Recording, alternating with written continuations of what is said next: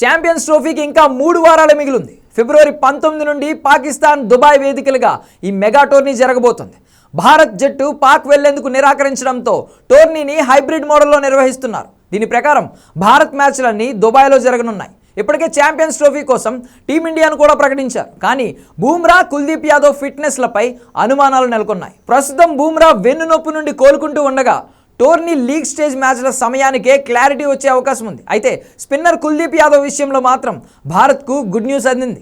ఈ మెగా టోర్నీకి Kuldeep fitness test pass అయ్యాడు. గత ఏడాది అక్టోబర్లో కుల్దీప్కు సర్జరీ జరిగింది. అప్పటి నుండి జాతీయ జట్టుకు అతను దూరమయ్యాడు. క్రమంగా కోలుకున్న ఈ స్పిన్నర్ ఇటీవలే జాతీయ క్రికెట్ అకాడమీలో నిర్వహించిన ఫిట్నెస్ టెస్ట్లో పాస్ అయ్యాడు. ఈ సందర్భంగా అతను తాను ఫిట్నెస్ సాధించేందుకు సహకరించిన ఎన్సీఏకు థ్యాంక్స్ చెప్పాడు. ప్రస్తుతం కుల్దీప్ రంజీ ట్రోఫీలో ఉత్తరప్రదేశ్ జట్టు తరపున ఆడుతున్నాడు.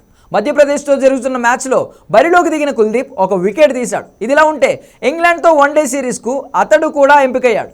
ఛాంపియన్స్ ట్రోఫీకి ముందు పరిమిత ఓవర్ల ఫార్మేట్లో తన ఫామ్ నిరూపించుకునేందుకు ఈ సిరీస్ కుల్దీప్కు మంచి అవకాశంగా చెప్పొచ్చు. ఫిబ్రవరి 6 నుండి భారత్, ఇంగ్లాండ్ జట్ల మధ్య 3 వన్డే మ్యాచ్ల సిరీస్ జరగనుంది. కుల్దీప్ యాదవ్ ఫిట్నెస్ సాధించినప్పటికీ ఇంగ్లాండ్తో జరిగే వన్డే సిరీస్లో రాణిస్తేనే ఛాంపియన్స్ ట్రోఫీ తుది జట్టులో అవకాశం దక్కుతుందని అంచనా వేస్తున్నారు. ఫిబ్రవరి 19 నుండి ఛాంపియన్స్ ట్రోఫీ ఆరంభం కానుండగా ఈ మెగా టోర్నీలో టీమిండియా తన తొలి మ్యాచ్ను ఫిబ్రవరి 20న బంగ్లాదేశ్తో తలపడనుంది.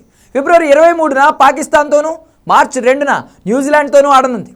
దుబాయ్ వేదికగా ఈ మ్యాచ్లు జరుగుతూ ఉండగా స్పిన్నర్లే కీలకం కానున్నారు. ప్రస్తుతం కుల్దీప్ యాదవ్ ఫిట్నెస్ సాధించడం టీమిండియాకు గుడ్ న్యూస్గానే చెప్పాలి.